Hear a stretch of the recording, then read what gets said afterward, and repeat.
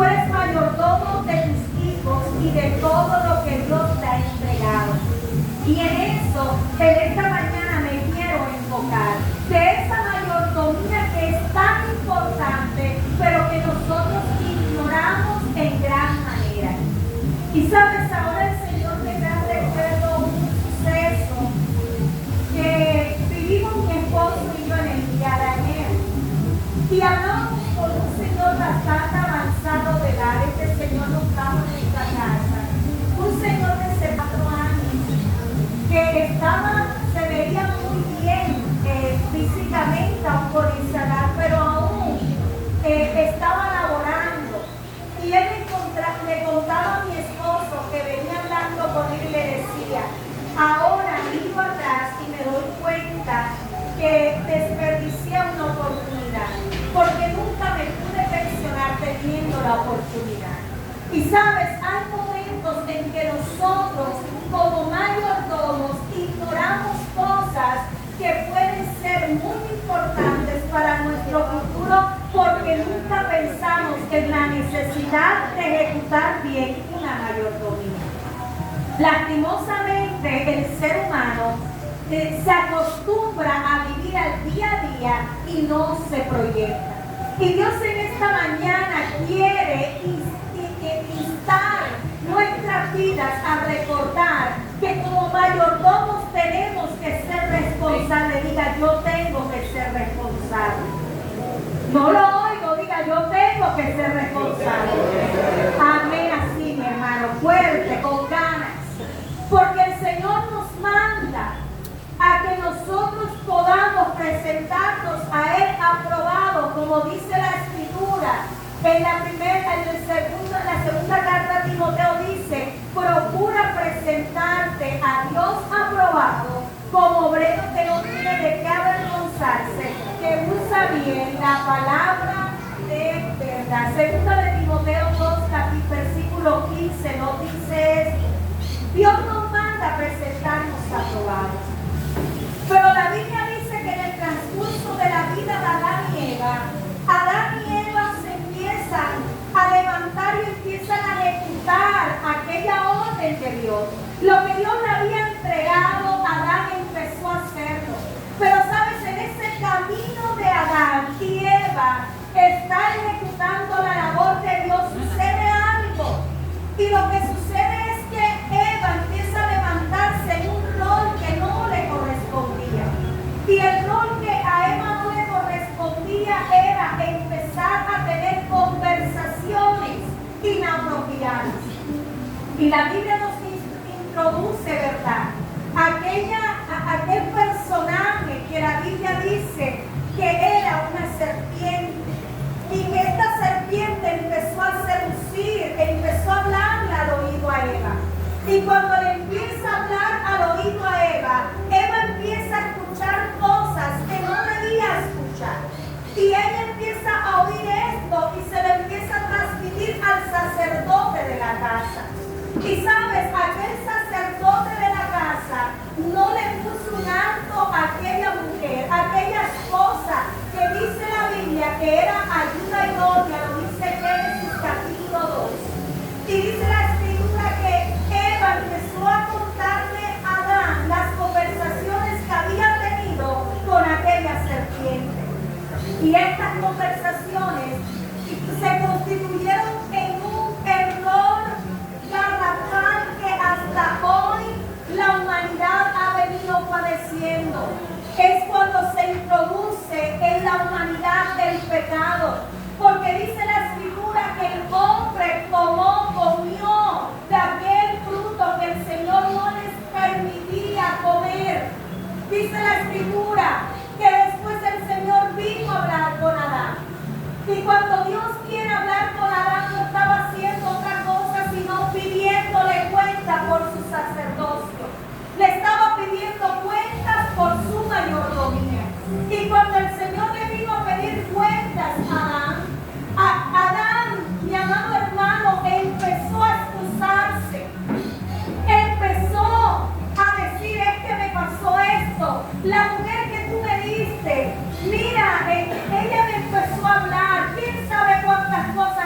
dijo Adán al Señor. Pero cuando el Señor llama a Adán, el Señor no le dice a Adán, bueno, listo, llámame a Eva que voy a hablar con ella. No, el Señor le empieza a reclamar, por así decirlo, o le empieza a pedir cuentas a Adán y le empieza a decir, pero si no te dije que no debías comer de ese fruto, ¿por qué lo hiciste? Vemos que el Señor no le pidió cuentas a Eva. Dios le pidió cuentas a Adán porque Adán tenía una responsabilidad, pero que lastimosamente hoy por hoy muchos sacerdotes le han entregado esa autoridad a su esposa. Y sabes, cuando el orden de los roles se cambian, hay problemas. Dios manda al sacerdote, que es el varón de la casa, a tomar autoridad. ¿Cuántos dicen amén? Amén. Y lastimosamente los varones piensan que hay cosas que solamente le corresponden a la mujer. Y sabes, mi amado hermano, yo y amigo que estás aquí, te quiero decir algo. Tu rol para el desarrollo de tus hijos es muy importante, porque tú eres el sacerdote. La mujer llena de amor, la mujer llena de afecto, la mujer cubre. Pero el hombre, mi amado hermano, ministra a sus hijos, ministra una seguridad incalculable. Cuando hay hogares disfuncionales, que de eso sabemos mucho las personas que por mucho tiempo nos hemos desempeñado en trabajo con niños.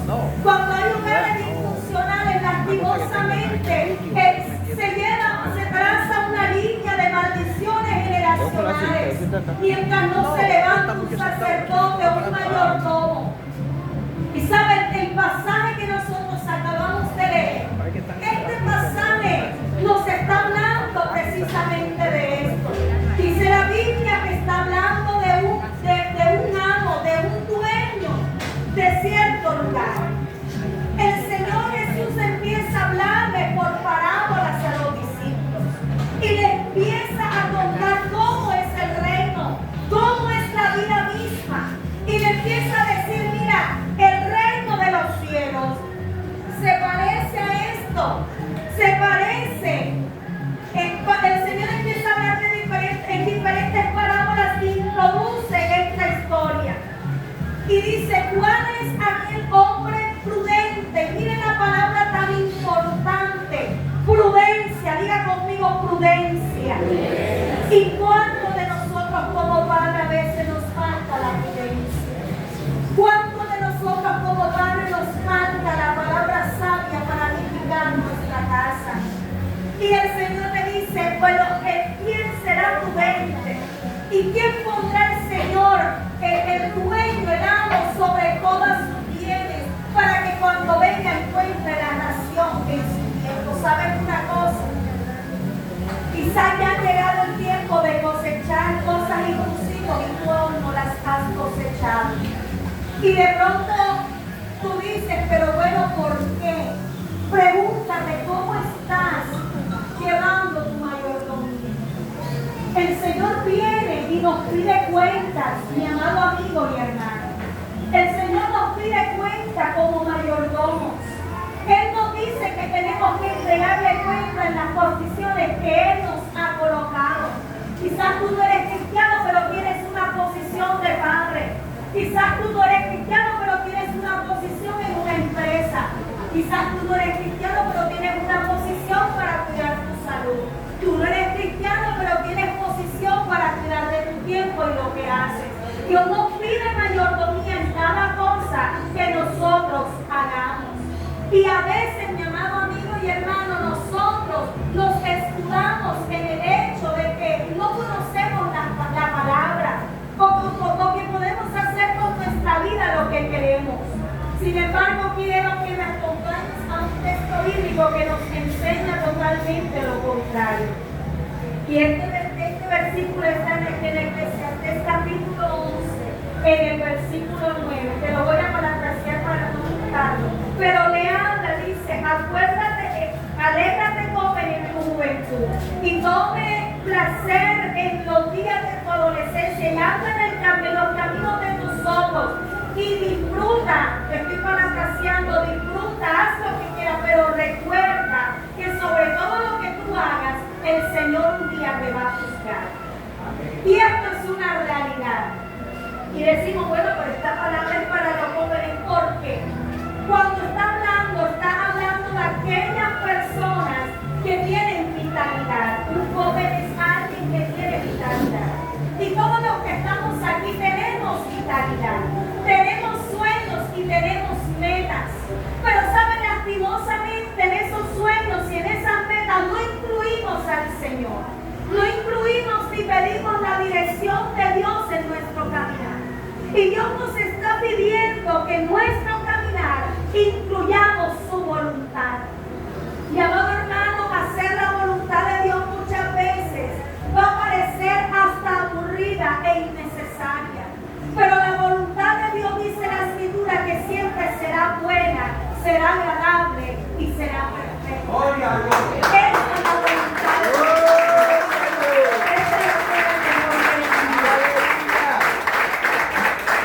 Y a su nombre. Entonces,